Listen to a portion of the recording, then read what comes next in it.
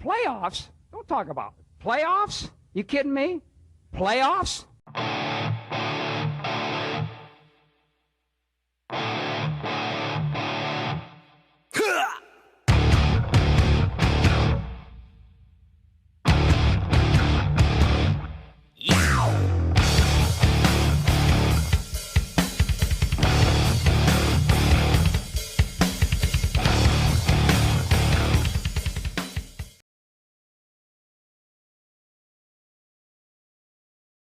So totally not a spoiled pain in the ass. So can I see the chat room? Yes, you can see the chat room. He wants the chat room. You don't see anything yet because now you're not going to see the chat room because now you've denied. Welcome to the Gonzo Radio Sports Desk. I'm Big Daddy Gonzo. Wait, I have a special banner for that just in case nobody knows. I need a name tag right here. So, hi, how you doing? You're probably wondering why am I getting a Bing at 2:00 on a Saturday when the Sports Desk is always an 11 a.m. Sunday thing? Well, it's playoff time, and the playoffs are a little different. The timing is a little different. Today we have a 4:00 and an 8:00 game, and tomorrow we have a 1 and a 4:30 game.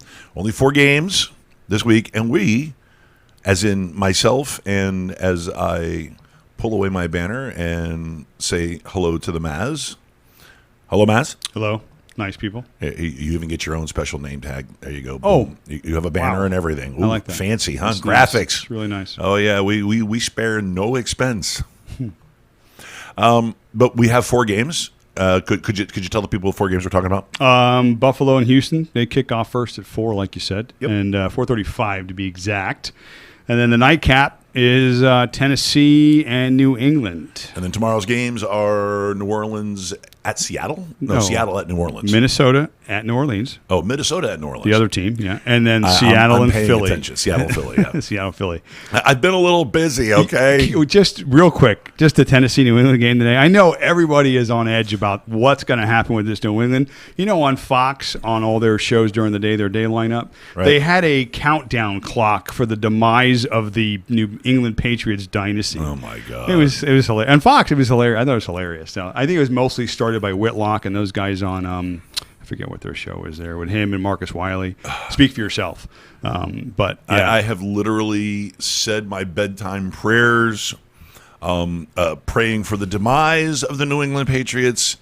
God has not listened to me, so if God won't take them down, I don't know who will. Yeah, we'll talk about it, but I don't think it's today either. I think we're a week away from the ending, or at least people can start to talk about, if they lose a game, the beginning of the end, or the whatever you want to call it, the end of the end, or the ending, or something like that. So blasphemy. Yeah, so I think it's one more week. You're a sinner. Yeah, we'll see. All right, well, before we get to the juicy football stuff, we have had quite a significant death in the sports family. Yes.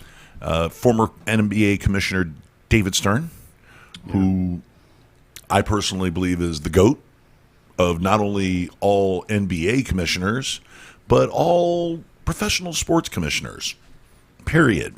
And we actually have a few notes on his contributions to what we now consider to be the modern NBA. Oh, yeah. The National Basketball Association. Like, just the value of the teams. Let's just start off with that. Well, I mean, going back to when he became the commissioner in '84 was Right. his first year. We'll just go by real quickly some of his just real quick accomplishments. Obviously, it was the first year that they implemented a salary cap into the league, which obviously there's in football. Which was huge. I mean, how big was that huge, monstrous salary cap? And was 1979, 1980? 84 was the 84. initiation, Okay. and the salary cap per team was at $3.6 million. Okay, yeah, $3.6 million. Today it's over $109 million, I believe, somewhere north of that. I believe that's like $1 million less than the 8-year veteran mandatory minimum that you have to pay an 8-year veteran, as per the CBA, negotiated by David Stern. So that's obviously the game has grown quite a bit. Speaking of growth, in terms of franchise, I look back about in that time frame when some of the franchise were purchased. In 1983, the Indiana Pacers were purchased for $4.5 million. Okay. In 1985, you had that crystal ball. You could have bought the Bulls, the Bulls, Chicago Bulls, that is, Right. for just $16 million. And A pittance. And also in that year, the Jazz went for $27 million. Now, put this in perspective: $27 million for a franchise. Today, the average franchise tag for a team is north of about $2 billion. So, again, in the last 30-plus years, the NBA has seen some significant growth, and a large part of that is due to the guy that had run of the show. Especially if you're a major market team like Chicago that's got 6 world championships like Chicago. Yeah, I mean, that team is worth a little north of $2 billion. That was the average. So, yeah, buying an NBA franchise now would be a pretty penny. Certainly, if you had one then and have one now, that's a pretty good investment. You did pretty well on your return. So that answers your "what if I had a time machine" question. For sure. If I could go back to 1985, guess what? Go Hoosiers. Yeah. Go Pacers. Definitely. I'm going to Indianapolis and I'm buying me a basketball team. Yeah. Also, the NBA implemented the draft lottery in '95. The efforts of that was to give the team struggling, similar to the NFL, where the teams that don't perform well the previous year, obviously picking higher up in Give the draft have-nots a better selection. chance. Unfortunately, I feel like in the NBA it hasn't worked. The effort is there. The lottery is good. It's just the talent just seems to never really live up to those expectations. But again, Parity is difficult to achieve. in the NBA, it's more of a me league, but that's not the point of it. Clearly, David Stern and what he did for NBA, the landscape of the league, for the players, for everybody working through the NBA, he will be missed. He will be missed greatly. So Sorely quite and a sadly. legacy. Yeah, quite a legacy. Just dipping over to the chat room, which I'm trying to get it to come up here. Pay attention. Okay, there we go. Oh, finally. YouTube, you're such a pain in my ass. Love you though. Hey, Lou's in the room. So let's let's say hi to Lou. Lou Hey, Lang Lou. is here. We're expecting others to show up. Of course, it's like it's 2:00 on a Saturday. So some people could be mowing their lawns. It's a goofy time, It's but it's our time. Yeah, but It's our time. we have to be indoors because could you let the people know exactly what the temperature is outside? It's a balmy 84 degrees. Yeah. Yeah. Yeah, Yeah, 84, it's- and it's going to get hotter in about an hour. Yeah, and So then it's going to drop at some point in the next 12 hours or so to about 54 degrees. So that's what it said according to my weather app on my phone. it's not going to be cigar smoking weather after 9 p.m. Yeah, well, hopefully it's supposed to be like in the wee hours, but yeah, it's once the sun drops, you'll start to feel some temperature drops. Yeah, it's a We're getting there. Chinese hoax. Is that what it is? The Chinese hoax, Something like that. Yeah, something like that. What global? It was 93 degrees yesterday. Anybody want to play a football game in January in Florida on a Friday? You would have been playing in 93-degree weather. Crazy. Happy 2020. Tomorrow should be a beautiful day. Tomorrow we're looking Yes, at like tomorrow's gonna be gorgeous. mid-70s, I think, maybe the case. No clouds. Tomorrow is going to be clean out the friggin' garage day. Tomorrow's a good day to be That outside. garage door is going open and all kinds of boxes. I got a brand new blade on my box cutter.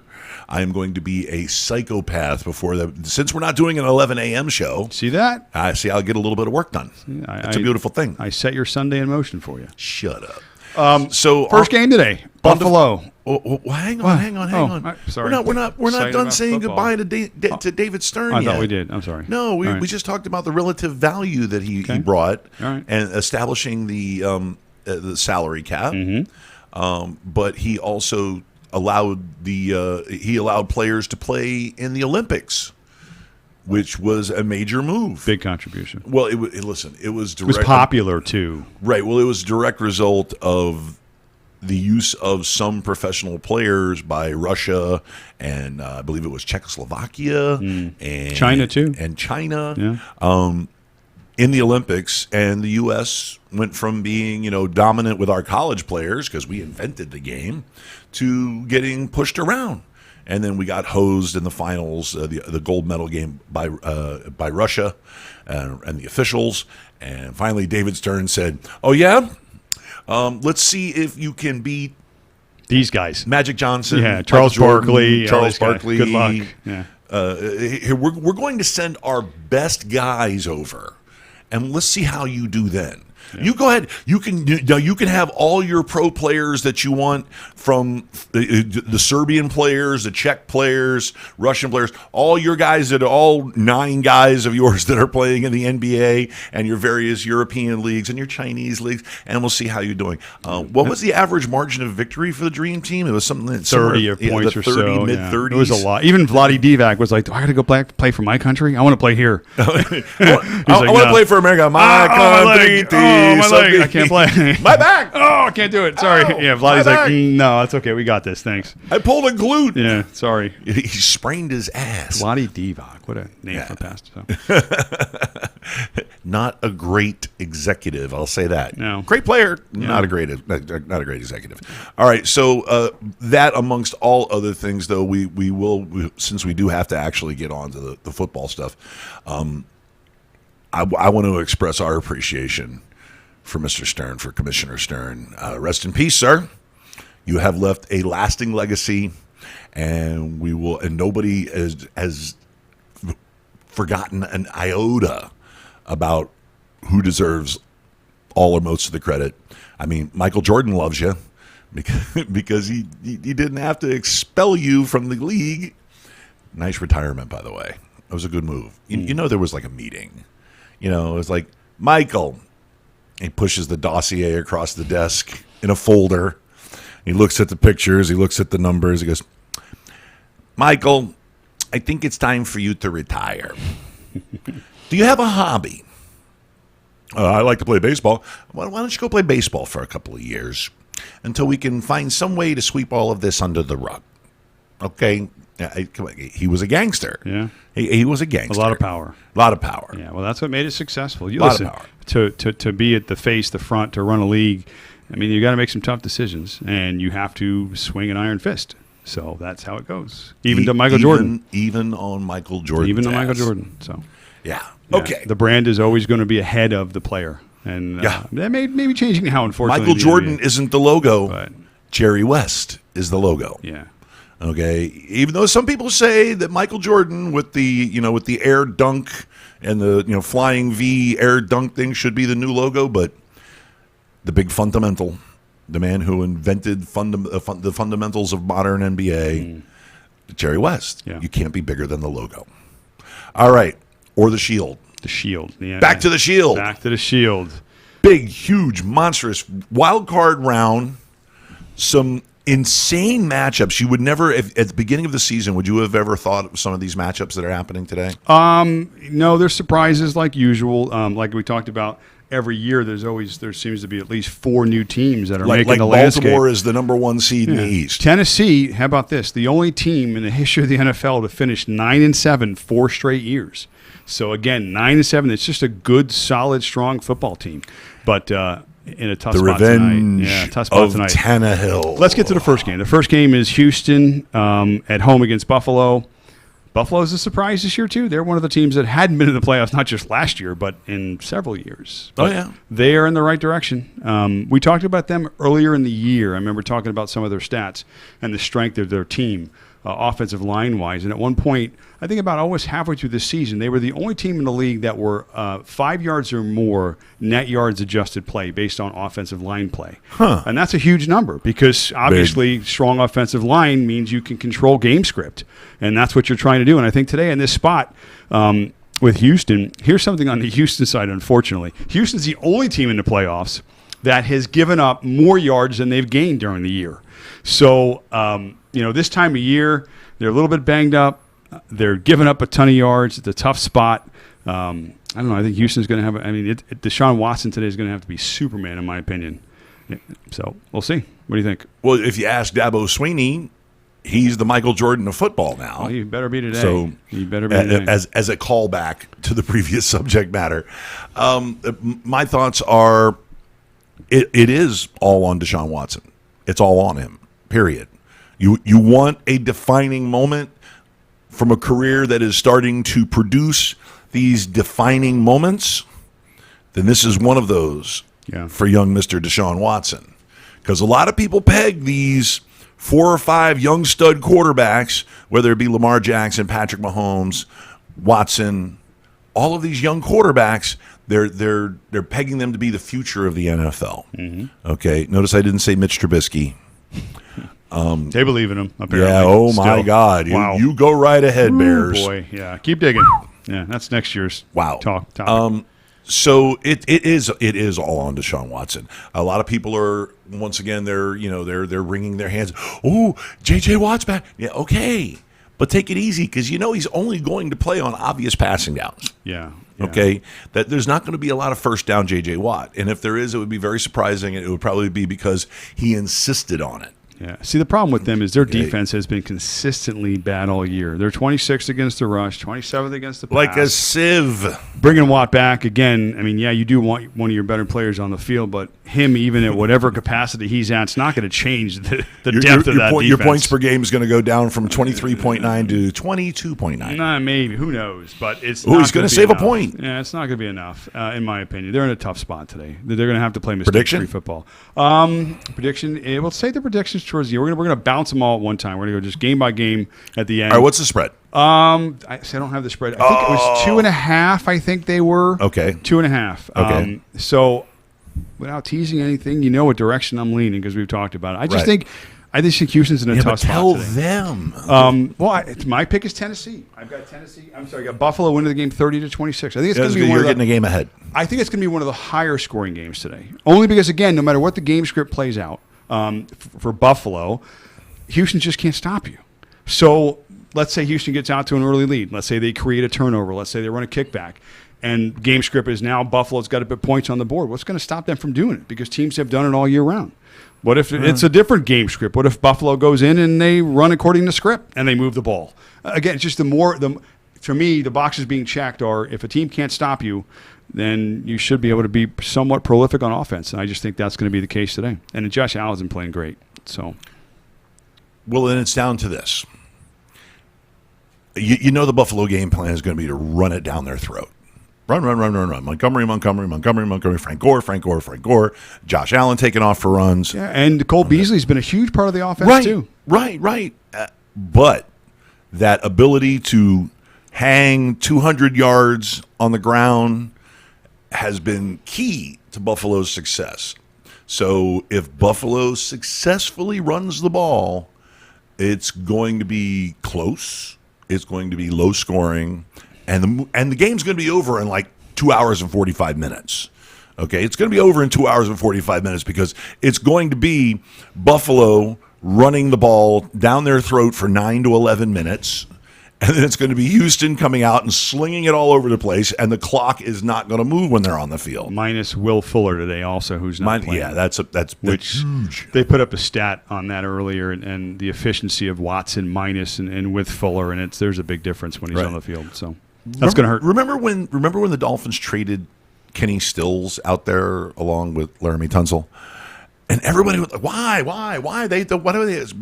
Because Will Fuller is brittle. Yeah, slightly. Okay? He is a Ferrari player. Yeah. Okay? He can go 180 miles an hour, but if he hits a pine cone, he's in the shop.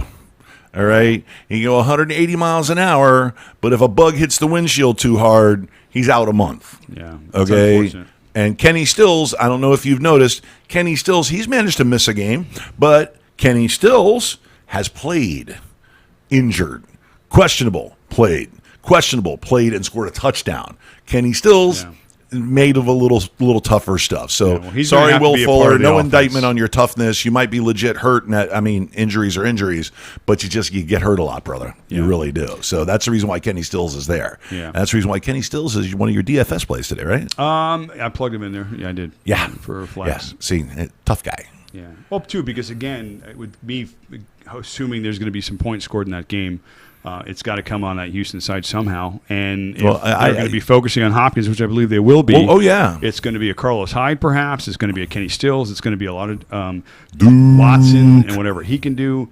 I wouldn't be surprised if you saw Watson run a little bit more today. The tight ends, again, they're going to have to be creative and find ways because this Buffalo's defense is solid both against the run and against the pass. Top 10 against both. I've met Kenny Stills before, by the way. Oh, yeah? That's cool. Yeah, well, I mean, I'm a behemoth. I'm 6'5" and, a couple of sandwiches over 375 pounds.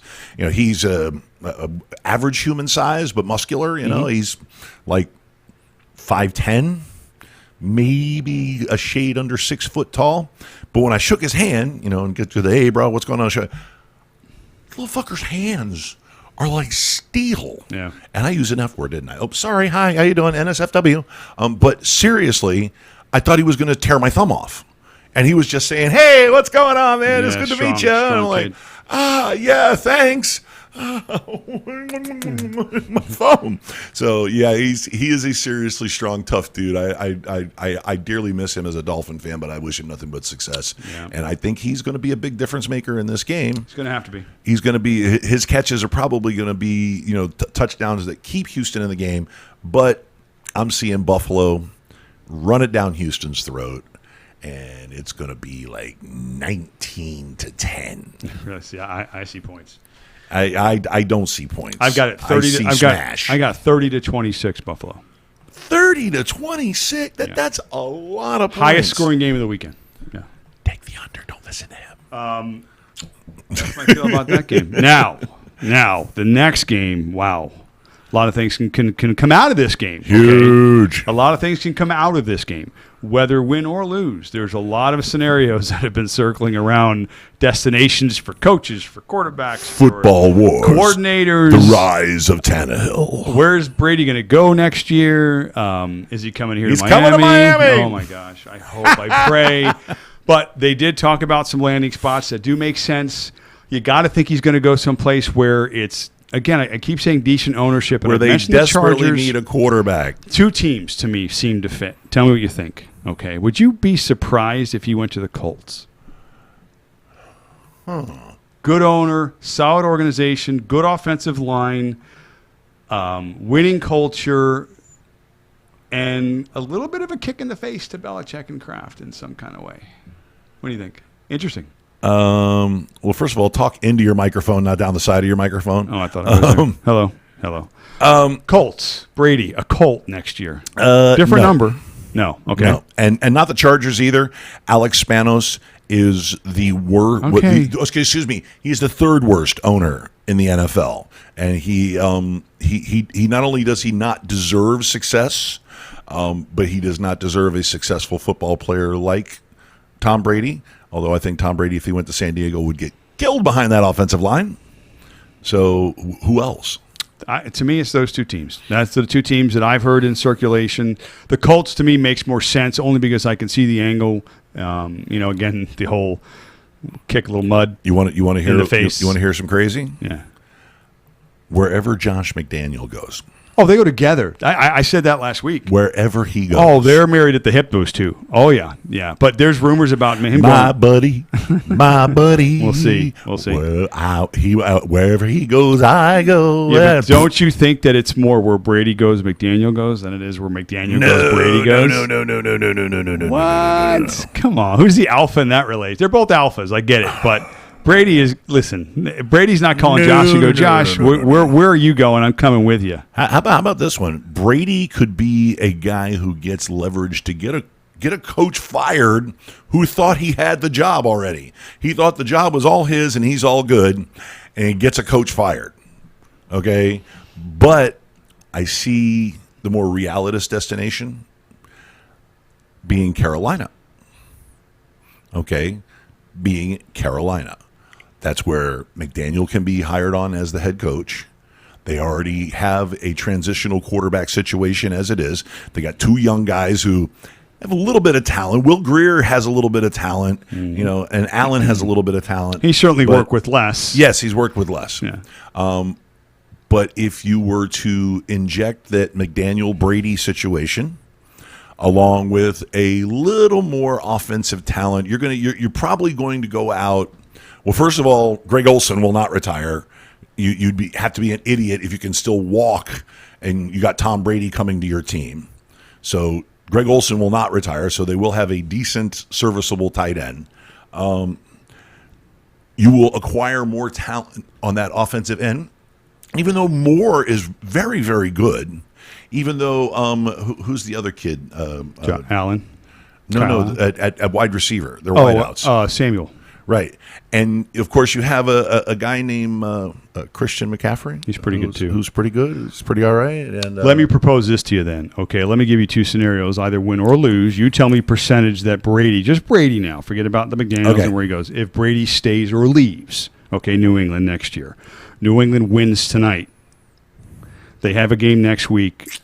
Win or lose that game for the outcome. Let's say the Patriots go all the way to the Super Bowl. Let's say they don't win, but they get to the Super Bowl somehow. Does Brady stay in New England? Percentage. Give me a percentage from 1 to 100. You don't understand. Anything short of achieving the goal, hoisting the Lombardi, anything short of that, and he's out of there. And I'm not even convinced that if they win one more, they try to sit him down. Kraft and Belichick try to sit him down and say, listen, why don't you retire a Patriot? Okay? Retire a Patriot. Wow. Go out in a blaze of glory. That conversation you go out as the never GOAT. take place. That will never take place. You don't think so? No. I'm on the same wavelength as you in terms of him leaving either way. And I don't think they get to even the Super Bowl, but I'm just saying, I think they win today, they lose next week. Let's assume it's all over next week. I think Brady's gone either way. I think it's 95% north of that. Staying is not an option at this point. I think the writing's been on the wall. I think there's too much that's been said that's out there now, and you're going to start hearing more and more in the next couple of weeks, especially once the game is over and let's say they're out. Then it's just going to be a free-for-all. You're going to start hearing other players come out and say certain things. You got to think that Brady, all these years that he's carried the franchise offensively, because that's what he's essentially done. I mean, that's the argument, is that, you know, he's made players better and this and that, and no-name guys. And this year has certainly been the case where he just hasn't been able to do it. He's declining. His talent level is declining, and a lot of other things are father time, whatever you want to call it. He's a robot. I think he is at a breaking point, and I think Android. It's a wrap. I think he is gone, and I can't wait to see it happen because I want to see where he goes. And I almost want to see him, as much as I am not a Brady guy, I've said this many times, I want to see him actually be successful wherever he goes. I don't even care where it is. I want that story. Okay. I want that story out there. Here's the scenario that Armando Salguero does not want to see, and usually things that he does not want to see happen in Miami, okay? And what he doesn't want to see is he doesn't want to see me hit the lottery. Tom Brady come to South Florida, okay, and the Dolphins trade Josh Rosen to the Patriots for like a 4th-round draft choice. He doesn't want to see that. So that's going to happen. That's just going to happen. I don't know. They'll do it out of spite for you, Armando. They don't care. The Dolphins have they will read the article and go, "Oh, we have to do that." The Dolphins have made so many difficult decisions in the last 18 months, and they're getting them right. And this would be a decision that would not be a right one for the Dolphins. Wait. Hear me out here, okay? You would have, okay, because let's remember, Ryan Fitzpatrick is still under contract. Okay, so you would have Tom Brady, Ryan Fitzpatrick, and at least one rookie that they would be trying, or they try to develop as the quarterback of the future. Okay, first of all, with Tom Brady, there's no way they're finishing less than 8-8. There's no way. 8-8 would be a failure for him. But what does that do for you? 8-8. I understand. I understand. I understand. Does Hear Tom me out, Brady though. get you a title next year? No. Does he get you a title in 2 years? Is he No. playing in 3? What are No. we doing? I'm not even a Dolphin fan, and I don't want to see it happen. That's the point, okay? If he is there for 2 years, okay? If he is because let's face facts, okay? Ryan Fitzpatrick, although he is an enthusiastic, rah-rah, great team leader and veteran, and love you. I started growing my beard just because of you, brother. But Ryan Fitzpatrick is not necessarily a mentor, except by his by leadership, though. He leads by example.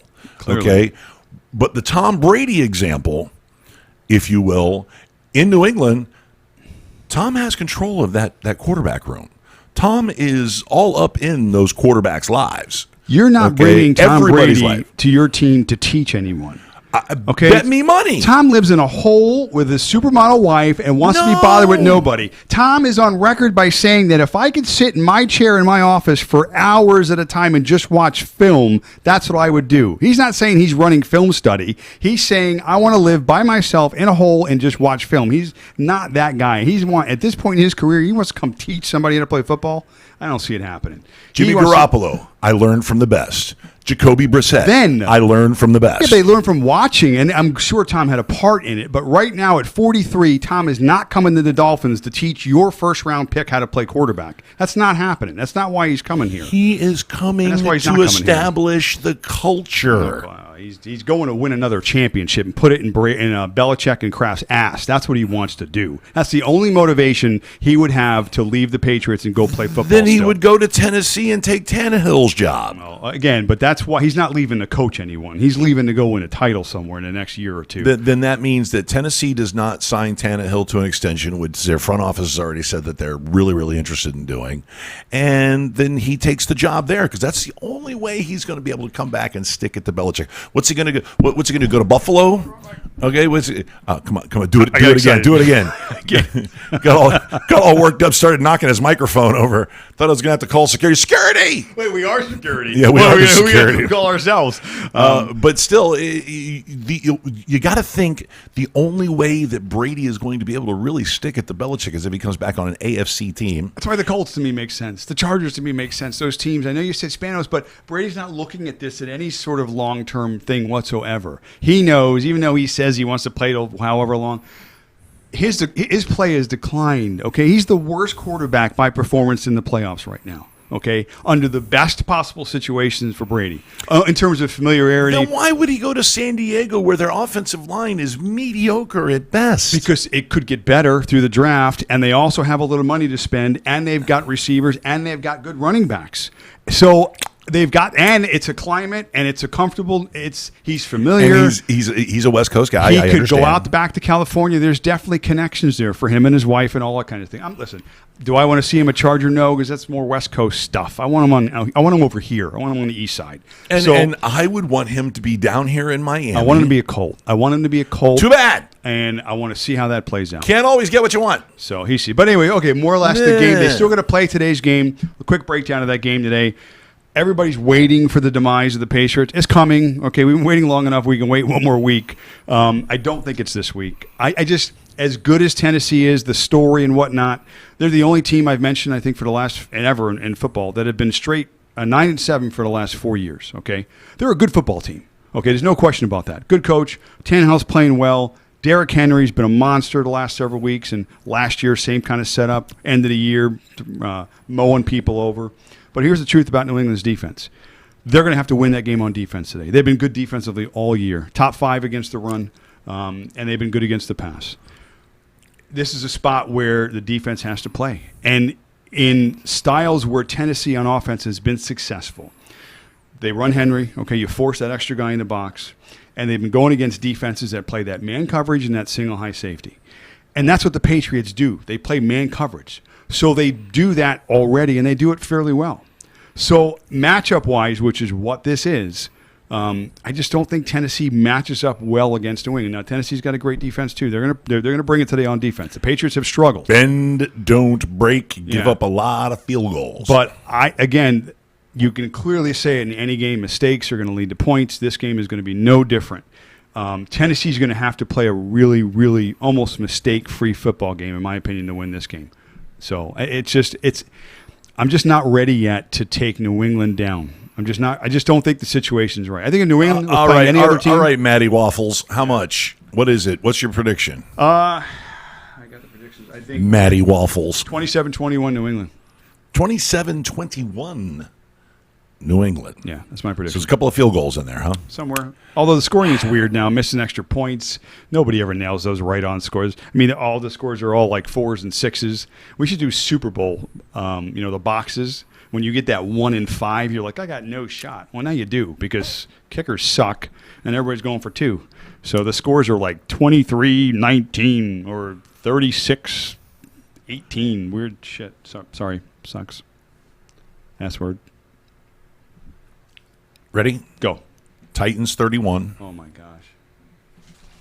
Ask Ryan Fitzpatrick. I'm writing this down. Ask Andy Dalton. 31. Titans 31. Yep. Patriots 23. Ooh.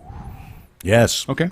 Fair. And Brady will probably have the ball in his hands at the end of the game, and it will be Not enough. not enough. I could see that game script too. Listen, I'm rooting for Tennessee. Don't get me wrong. I want to see it end too. Everybody's But rooting for Tennessee. It's like Tennessee, everybody rooting for Utah against the Bulls in the finals. or it's like everybody rooting for Gonzaga in the Final Four every year. I do. Come on, they have Gons in the name Gons is in it. I used to put an AGA after this, and that's our university. But go ahead. Slight deviant to DFS we talked about. One of the guys I like today. I think the Patriots are going to have to run the ball, and Tennessee somewhat can be run on. They're middle of the pack. So I think they're going to try and come out, and they're going to try and run Sony Michel today. He's gotten over 18 touches in the last 3 games. I can't see that being any different today. And they're ramping it up. And again, with a somewhat limited offense, if you want to call it that, for a lack of better terms for New England, if they're controlling the clock and they're in game script mode. And Belichick's like, well, I've got a big SEC back too. Yeah, so I've got a large. Sony Michel is only like maybe a couple of sandwiches smaller than Derrick Henry. I mean, he's a big He's boy. a big kid. Yeah, they're both big kids. Different little running styles, but still similar in some ways. Well, listen, Henry is that north-south, Yeah. one cut, kill you, run you over, the truck a safety type of guy. Michel's a strong kid too, but I just think it's again like most situations, it comes down to offensive line play. Right. Well, And, the difference between Sony Michel and Derrick Henry, and although Derrick Henry, one of the secrets of his success, besides the fact that his coaches have been able to tailor the offense and the blocking schemes for his one cut style, field vision. And that's Michel's advantage. He's able to find the soft spots and get a couple of steps in and lower his shoulder and turn a 2-yard gain into a 4-yard or a 5-yard gain. Yeah, first contact is not going to be his last. Usually, Right. He's able to slip tackles, whereas Henry runs you over and then accidentally trips over you for a 5-yard gain. Yeah, he's true. But if he runs you over and you're not in his way and you don't trip him, he's gone. Yeah, it's working for him because too. he's got 2 gears. One is bulldozer. And then the second gear is Maserati. So watch out. Yeah. Watch out. So That's today's games. I would like to see Derrick Henry run all over, and like I said, 30 to 23. We'll see. I just think the Patriots defense is going to play a little bit today. I think they're going to make Too it many difficult. field goals. Yeah, we'll see. They're going to win the field goal war. That's 2 touchdowns, 3 field goals versus 3 touchdowns and 3 field goals. Yeah, and a few uprights too, because there'll be some donging today too. So All right, well, what about tomorrow? tomorrow the games kick off at the normal time slot, the 1 o'clock. So the first game. It's Minnesota at New Orleans. Ooh, that's going to be a good one, don't you know? I have been saying it for weeks now. New Orleans is my pick. They've been my pick. I'm not changing on that. They're my Super Bowl champions, so they got to get there. So of course tomorrow I'm leaning New Orleans. I just think that they're on a mission. They're playing well right now. They're healthy. Michael Thomas just had 1 billion catches this year. Teams know what he's going to do, and he still does it. Murray's been a good compliment to Alvin Kamara this year. Those guys are a nice 1-2 now fully punch. recovered from injury. Both those guys look great. Drew Brees looks real. He got his vacation we talked about during the year. He took a few weeks off. The Guru's guru just rants about that. He's fresh. Yeah. It's fresh. He's fresh and breezy. And that's a big thing because last year there was some drop-off in his play. But this year he looks really strong. They're home, and they're playing a guy on the other side that has been taking a lot of heat. And for this contract, Kirk Cousins, the quarterback for the Vikings, people are like, when's he going to live up to this contract? Well, this is a spot where he would definitely prove value to pull a victory off here in New Orleans, but I don't see it either. Both defenses are good. Zimmer's a good coach. He's a defensive coach. I don't think the Saints are going to run wild, but I do think they're going to run and they're going to go wild, and it's just too much. It's just too much offense on that side and good defense too. The only saving grace, besides that defense for Minnesota, would be a monster game out of Dalvin Cook. And when I say monster, I mean 25-plus touches. Has to be, yeah. 150-plus yards. Right. Multiple touchdowns. And I will say this, though. Whether through the air or on the ground. The Saints, last 3 weeks of the year, number 4 against the run over the entire year, number 4 against the run. It's going to be tough sledding for a not 100% Dalvin Cook. and a team that's going to have to be super creative and put Cousins and the receivers Diggs and Thielen in good spots, because they're going to all have to play well today in order to have a shot, because that New Orleans team, like I said, is on a mission. They are not going to let the referees decide this game at all. Final score? You know what? Even though I do have it somewhat of it seems like New Orleans is a better football team, I think it's going to be somewhat close. So I go 24-17 New Orleans. So that's my pick for that game. I'm going a little higher. Not much on the Minnesota side, but I'm 34. Like you said, New Orleans isn't going to leave it to chance. The referees aren't going to have a chance. And when quote that 34, okay, they're going to reach that 34 before the end of the third quarter. Okay, and the rest is just going to and coast. Okay, they're going to. I mean, if they were hitting it all 4 quarters, they're going to get into the 40s. So you've got a good defense, but let's. I have a little intel for you, by the way. The slot corner and the backup safety, they're 2 DBs down. They only have 4 healthy DBs. Minnesota, yeah. In Minnesota. Yeah, they're really struggling. So it's going to be a track meet. Yeah. They are going. You're going to see Ted Ginn Jr., our buddy Teddy Ginn, probably catch a touchdown pass. Run wild. Yeah, we're talking about a 70-yarder. I believe that. Okay, that could happen. They are going to use basketball parlance. They're going to run them out of the gym. Speaking of basketball, Jerry Cook Minnesota has been playing well too and healthy the last few weeks. He's Going another guy that can go up and gym. get it. He's a big kid. Nothing to risk. Nothing. They're going to leave. What referees want to miss calls? You're going to miss calls. You're going to miss calls on a 14 to a 17-point lead. It's going to be. I'm going to go 34-17.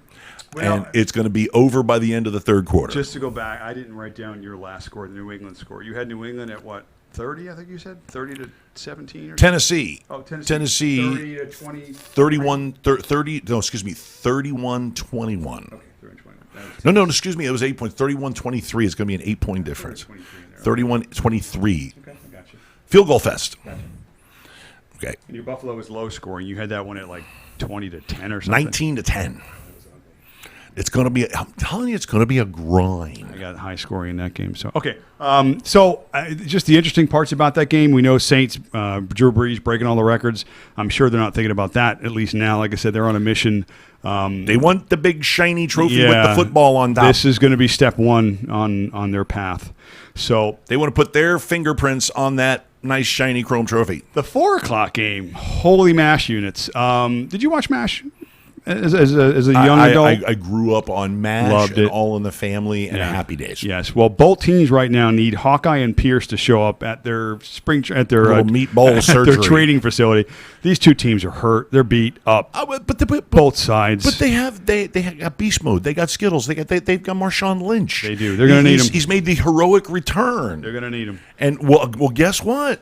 He now has another week of practice under his belt. Yeah. And will you look at the man? The man stayed in shape. Yes. I guess he didn't do too many of those Campbell soup commercials afterwards. Yeah, he's saying, unless he had the light version. The defenses on both sides, not only are they hurt, but they've also been bad. Can't stop anybody, especially in the secondary for Philly. They're also a MASH unit, so that's why I think, like I said, Hawkeye needs to show up and fix them somehow. They're in trouble. This game today, Philly's been playing well in the last couple of weeks. They were looking in up until the implosion from Dallas. Can you believe they have to play in Philadelphia, no less? Well, they won the division. They've earned it. I know. So, I mean, that's how it goes. That's how the rules set up. And they're tough to beat at home. And every year it just seems like you have that team that gets hot. A 12-4 team has to travel to a 9-7. Yeah, it happens. But you need to start seeding them, NFL. Seattle is not a stranger to traveling and being successful. I think up until a few weeks ago, I put that stat up. They were like 17-4 on West Coast road games over the last several years. That's impressive. Not only is it hard enough to win on the road, but to win at that percentage when you include travel and such. Mm-hmm. So, but again, this is the end of the year. I mean, everybody's got to bring it. I just don't know if Seattle's going to have enough. They're really defense. Hurting. Certainly not enough defense. They're going to have to score a little bit too, I think. But they're going to get the Boston White treatment again. I don't know what's going to happen. But was he 5'7"? He's little. Yeah. He's got great posture. Yeah, great posture. Oh my God! You stand him next to Darren Sproles. Darren Sproles goes, Who's the kid? The whole MVP argument, I know everybody thinks Lamar's locked it up. He probably has. If Russell Wilson... Oh, here we go again. If Russell Wilson goes on the road this year in this playoffs, I know MVP's regular season stuff, but you know that this stuff waving the number 3 flag gets in people's minds, Oh, okay? that's my guy. Because that's all they're watching right now, is they're watching these games, these quarterbacks.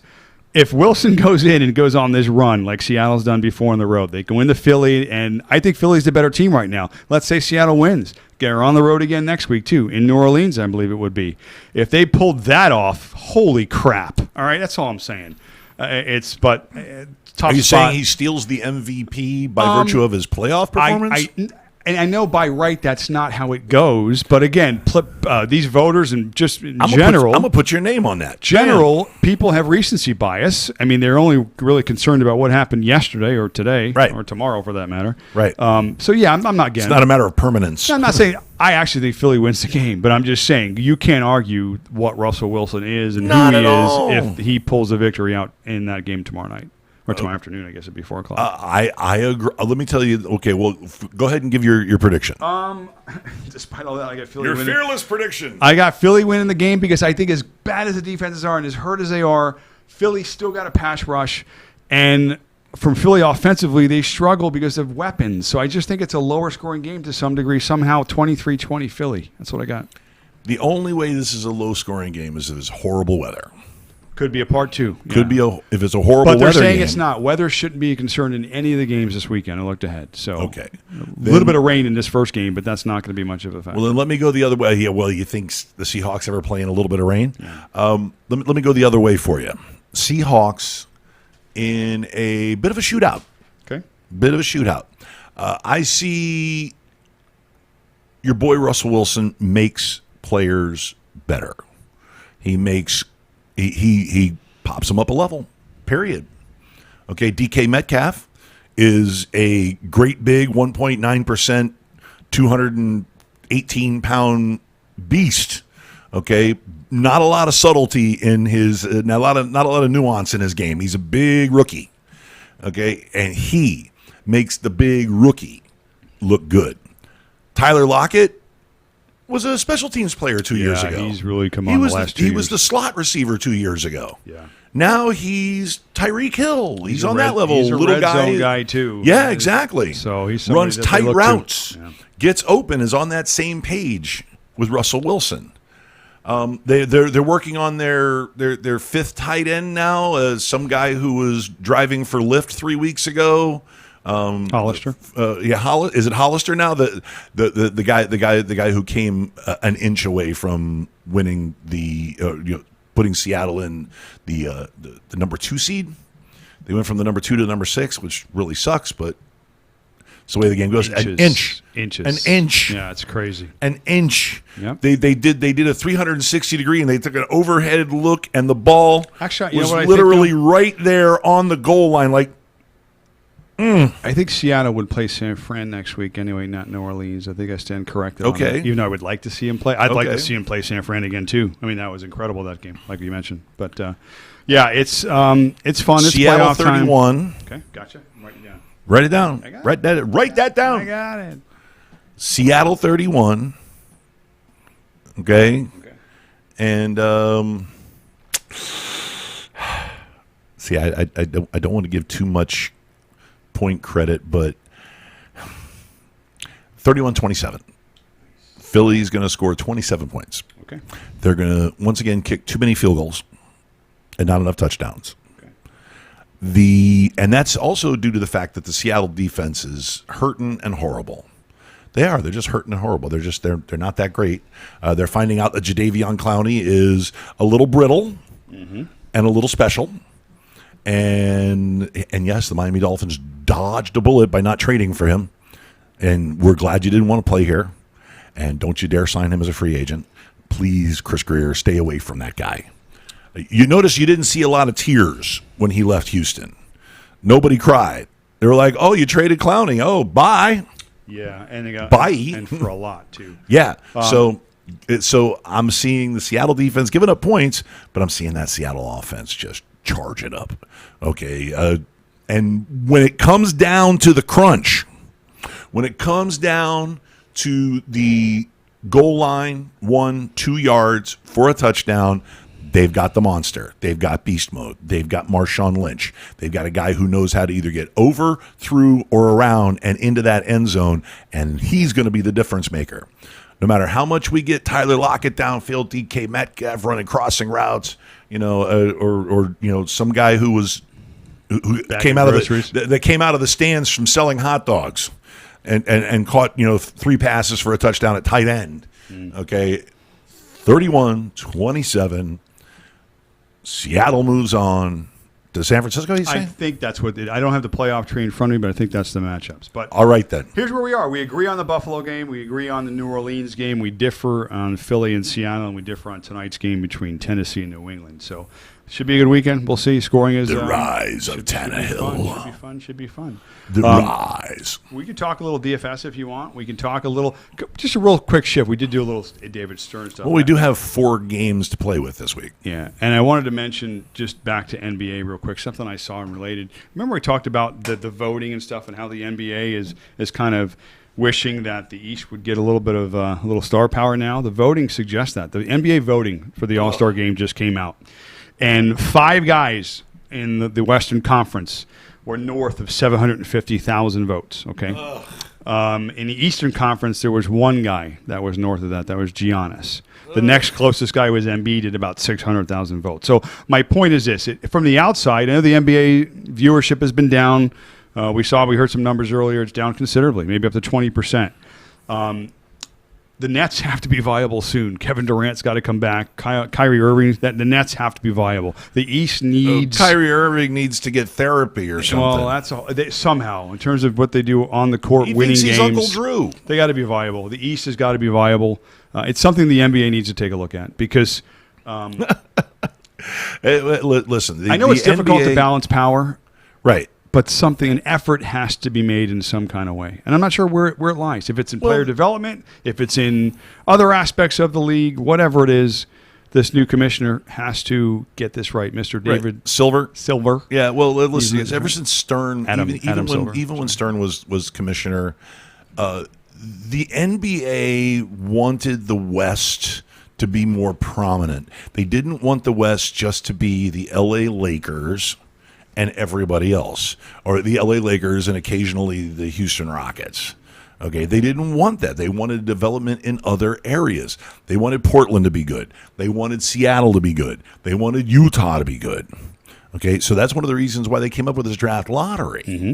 They wanted to spread, because remember back in the day, it was all East. Knicks, Sixers, Celtics, Knicks, and occasionally the Pistons. Okay, and then you had the rise of the Bulls. Okay, none of the Southern teams until the Heat broke through and won in 2006. Nobody south of Washington had even sniffed the finals. Yeah, there's been the Bullets when the Bullets won back in 78, 79, something like that. Okay, but nobody south of Washington had sniffed the finals until the Heat broke through in 2006. So. It's a bit of a Frankenstein monster over the last 20 years that the spread and expansion into Memphis, into Oklahoma City, into all of these markets, okay, it's a bit of a Frankenstein's monster. It's gotten out of hand. Now you've got 2 LA franchises that are very, very competitive, but none in San Diego. And San Diego, in spite of what you may think, is a good sports town. You just can't put a crap product out there. They support their baseball team. They were supporting the Chargers, but Spanos is a horrible owner. Yeah. And you also have 2 Bay Area teams now. You only have one. You only have one. You have Golden State. Yeah. And you have Portland, and there's not a Seattle. They could have a Seattle franchise tomorrow. And they would fill that arena. Still popular in the Central. But the thing is with the East, The representation here, the viewership is down. Yeah, you cannot lose New York, Philadelphia, not even and Boston and Washington D.C. I mean, you can't lose those markets. You can't lose Chicago. And right now they're losing Chicago. They're not getting the bang for their buck. Yeah. Philly and Boston are the only ones that are engaged right now. Okay, Knicks fans are sick to their stomach. Oh yeah. Okay, Bulls fans are sick to their stomachs. They are. They're just sick of it. Yeah, well, they're used to not winning for a while, but it's been bad for a while. You would think in those markets they would improve, but they just haven't. No, they haven't. So that's NBA kind of stuff. But Okay. I just didn't want to forget that. That was kind of interesting. And certainly once we get through this football playoffs, our shift will be certainly a lot of NBA. Well, who are the 750,000 vote guys? On the Western side, it would be obviously Kawhi, Harden, Westbrook, LeBron clearly, and Anthony Davis. So that's 5 guys. There's 5 guys north of 750, with the leader being, I thought it was LeBron. I think had the most votes.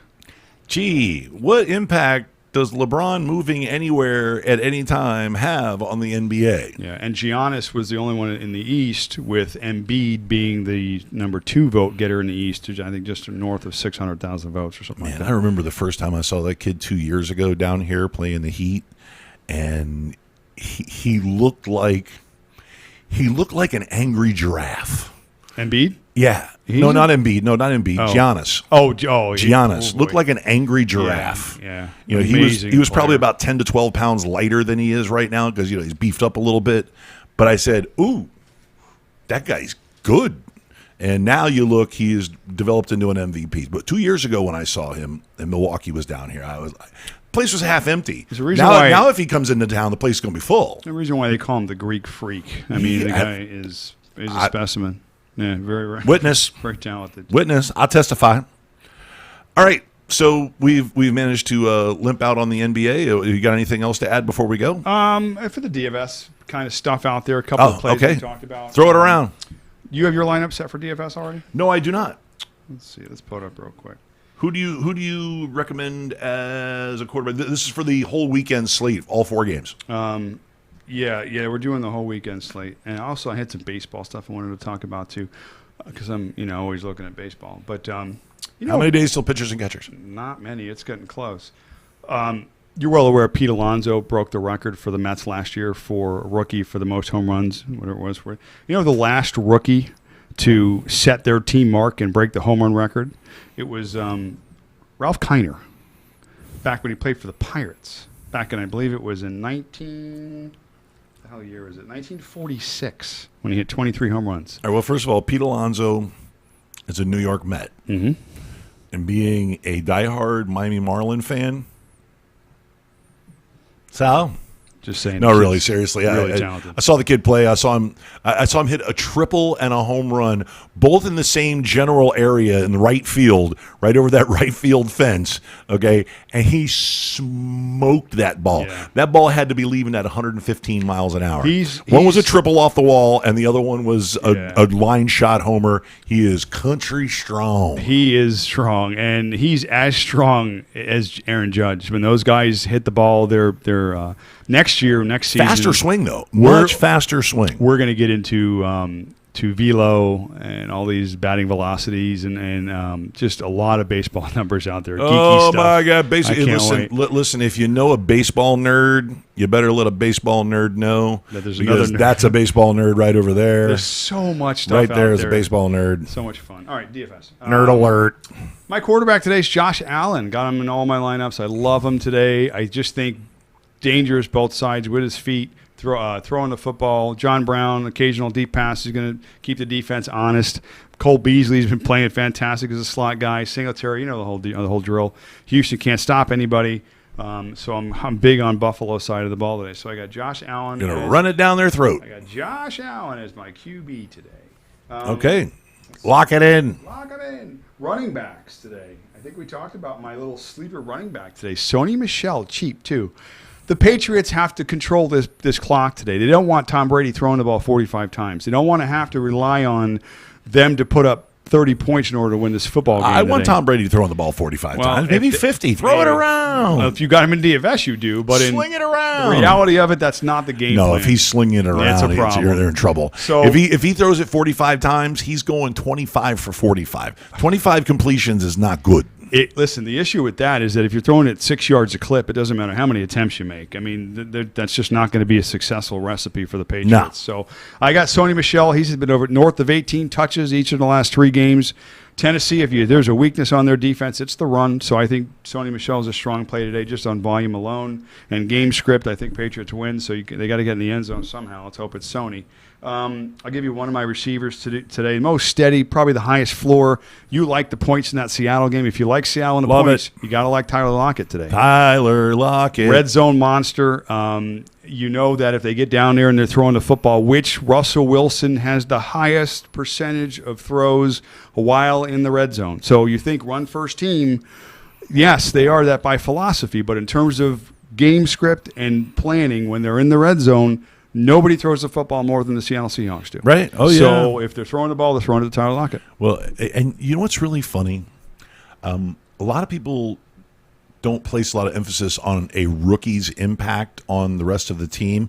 But DK Metcalf, do you ever watch The Grind on Epix? I'm aware of it, but I don't watch it. Rich Eisen, really nice show, really good show. Seen parts of it, yeah. I like it better than Inside the NFL. They break it down. I like Eisen. I like it a lot better than Inside the NFL because there's a lot less yelling and a lot less Boomer Esiason and a lot less Phil Sims. A lot less. Less Phil Sims, like almost none. Yeah. But they did an interview. Chad Johnson, Ocho Cinco, is one of their correspondents. And, Chad's like 6'1", 200 pounds. And he interviewed DK Metcalf and Tyler Lockett. And DK Metcalf is like 6'4", 220 pounds. Runs a 4.4. He's wearing a baggy T-shirt. You can still see his abs. He's a tank. He runs. Okay? And you look at Tyler Lockett, who's standing in the foreground of the shot. The shot is sitting like this. He's standing in the foreground. He still looks like a mascot. 5'10"? Yeah, little guy. But here's the difference. Tyler has been keeping up with DK Metcalf in the gym. Tyler, one of the successes of Tyler Lockett is that he has been working out with bigger dudes, linebackers, running backs, and he's gotten his weight up and he's gotten his muscle mass up. And now all of a sudden, the last couple of years, superstar level. So you're right about Tyler Lockett. He's put in the work. It's his time. He's going to be a major contributor today. I think so. I definitely support that. He's going to be in all of my lineups. Yeah, so I got TJ today in the lineup. So, and you might want to sneak DK in there if you want to do a little alternative lineup for you right there. Because DK, once again, the kid, his route tree is limited to about 6 or 7 routes. Okay, but still, he's a big play guy. He's a catch. He's a run after catch. He's a yak guy. Keeps the defense on it. He's strong as hell. Whatever defense they even though he's only running probably about 6 routes in his run tree. God, imagine how dangerous that kid's going to be next year when he's got all 15 routes in his tree. Yeah. You got to play a defense in the DFS. So Buffalo. I picked the Saints. Oh. I picked the Saints. Oh. Again, you got a defensive-minded coach in Zimmer, and you got to think that the way New Orleans Saints defense has been playing good on both against the pass and the rush. Dennis Allen is a good defensive coordinator. If anybody's horrible head coach, but a good defensive coordinator. If anybody's going to get pressured and make some mistakes today, besides your boy Tannehill, it's going to be Kirk Cousins today in a big spot. All the pressure's on Kirk Cousins today. I mean, especially since Dalvin Cook's going to be playing, because now you can't even say, I am putting the ball in Dalvin Cook's hands. Well, they're going to try, but the Saints are good against the run. Kirk Cousins is going to have to win this. If the Vikings have a shot, Kirk Cousins has to win this. He's got to throw 2+ touchdowns today, unless crazy stuff happens that we don't know about. We'll see. Diggs has been hit and miss the last several weeks. Rudolph's 100 years old. He's been effective to some degree, but he's not going to be a guy. Years old. The kid's 29. And he's been hurt a lot. He's 100. And Adam Thielen, too. Same kind of thing. He's been, he's 27 years old. He's 100. He's 100. In NFL life, he's 100. In dog life, he's 11. But and anyway, I think the Vikings are going to struggle, and the Saints, like I said, if you had to pick the angriest team in the playoffs right now, who would it be? Oh. Come on, I don't want any part of it. No part of the Saints. The size of the chip on their shoulder is ridiculous. No, I'm in agreement with you. Although I would really, really love to see the Saints and the Ravens. Maybe Kansas City gets by them, but we'll see. That's what I said, Saints and KC. I'm throwing this out there. I'm not a conspiracy guy, but I can definitely paint this sort of scenario. You know, everybody's been talking about how bad the Saints have been getting screwed the last 2 years. You've seen it. Everybody's seen it. Can you see a script where maybe the referees may keep their whistles and the flags maybe in their pockets a little bit more in favor of the Saints, just because you know that they're going to be a little bit more under the microscope now, since it's such a public thing, and everybody's talking about the Saints getting screwed here and the referees taking the game away from them here. If I'm a referee and I'm in the Saints game and I'm thinking to myself, wow, I better watch every call I make. Because now every call I make is going to be looked at every which way from Sunday, and it could be a little bit of an. I'm just saying. Well, you know, I'm a conspiracy nut. These guys are. I'm not saying it's an intentional. Not even intentional. It's even if it's a subconscious thing. That narrative has to be playing in these referees' minds. Well, you know my theory, that is that small to mid-market teams don't get the calls. They just do not get the calls. So if you're a small to mid-market team, you have to blow people out. You have to knock them down and keep them down and step over them. So it doesn't even matter if the referee blows a call. It's like, yeah, oh, you blew that call. Yeah, we're still winning by 17. You know, okay, it has to be done. There is credence to that. I think that's more on the NBA side of it, when you have less observance. It's a smaller sample size. You're looking at an individual player versus an individual player. Or the intensity of the mistake or the offense, if you will, is multiplied, because there's only 16 games plus the playoffs for the NFL. But what I'm saying, though, 82 games in the NBA. But also, too, in both these sports, basketball included, is you can pretty much call that penalty on every play. So it's always discretionary for the most part. And what I'm saying is that discretion now is chinked. It's a little bit. It has a narrative, because in this instance and with this team, there's a microscope.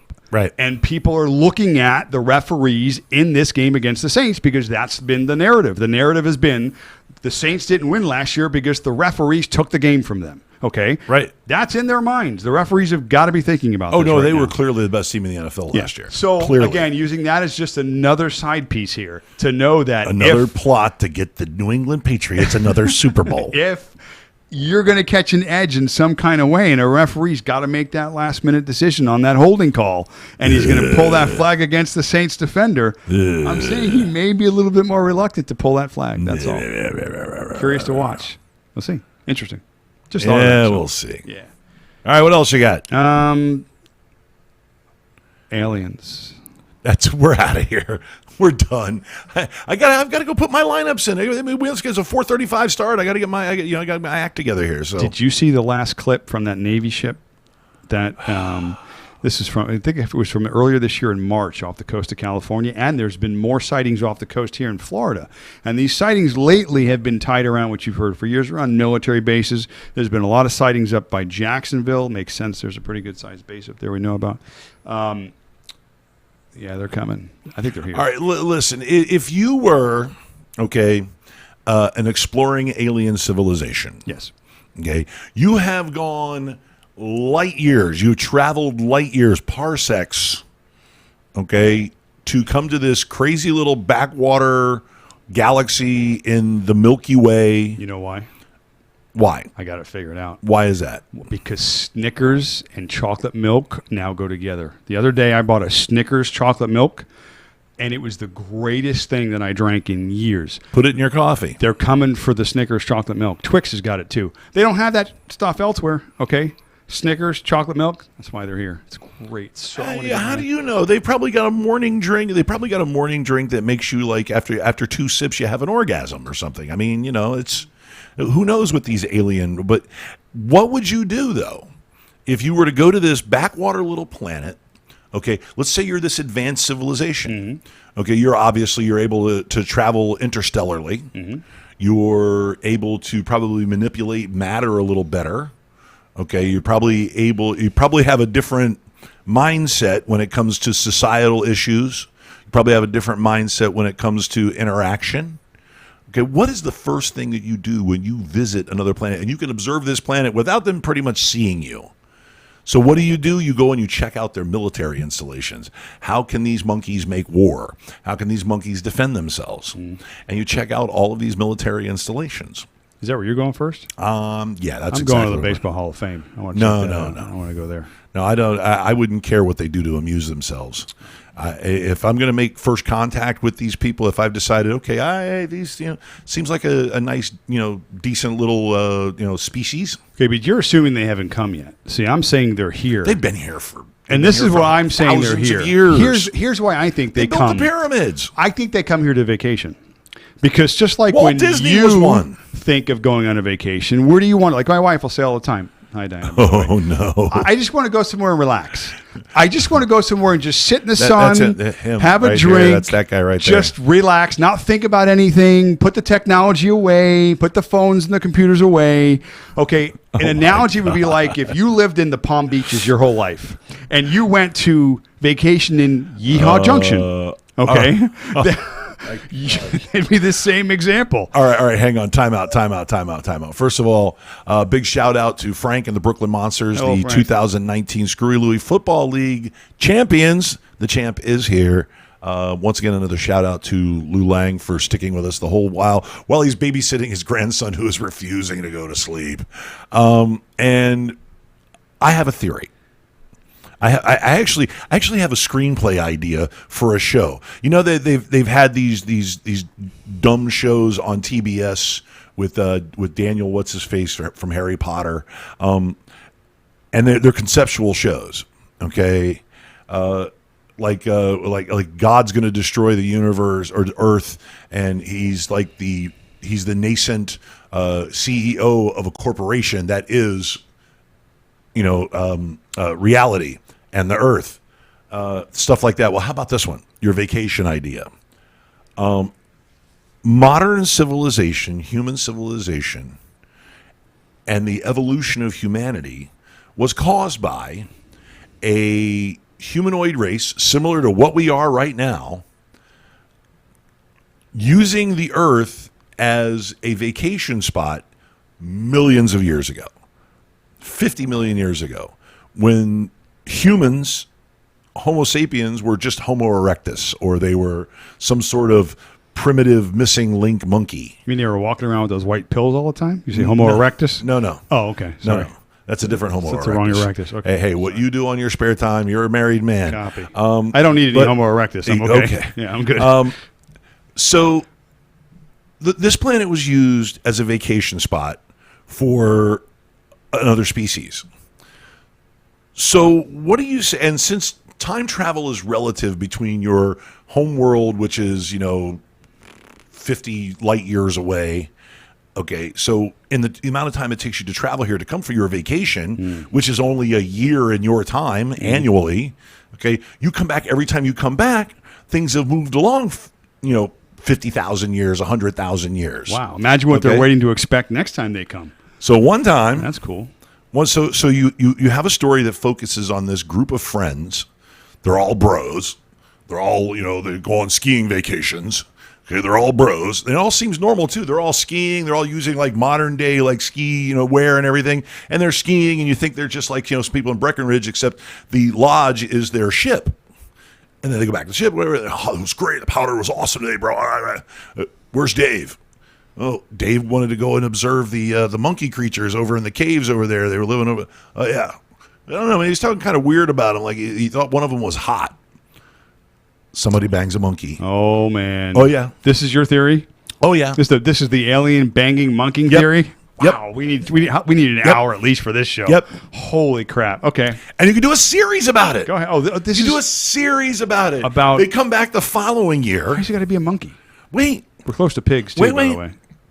They come back the following year for their vacation. They're easier to catch. Once again, 50,000 years have gone by. Mm-hmm. Now, these hybrid monkey aliens are us. Wow. Okay. And they have tribes. And they Or- have villages. Like Century Village. No villages. Oh, okay. Sorry. And they discovered fire. Right. Or no, they haven't discovered fire yet. No fire yet. No. No. And then Dave, Right. once again, it's always Dave. Okay.